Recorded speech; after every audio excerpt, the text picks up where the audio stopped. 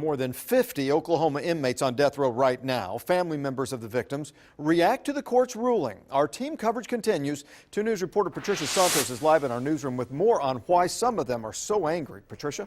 Well, the Tulsa woman that I spoke with says their loved ones were treated inhumanely during their time of death, and the man responsible is trying to delay justice, and now this latest court ruling also stands in the way. What he did to them it's one of the worst cases in Oklahoma history.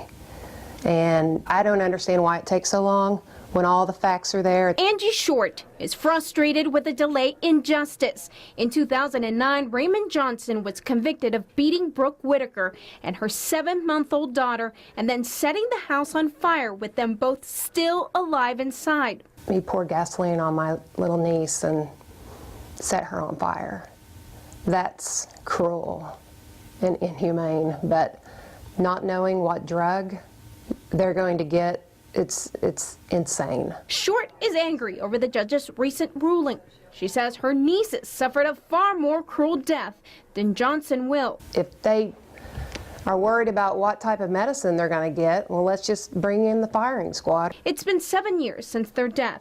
Johnson has filed an appeal to have a retrial. It's a very long process, and unfortunately it can take 12 to 15 years, sometimes even longer, before they execute them. Meanwhile, her family waits. The hurt never goes away, and just things like this, appeals and news about him, brings everything back. Short shows me the pictures and shrine that give her the strength to hold on. This is on their headstone. We see you both in rainbows, butterflies, and twinkling stars.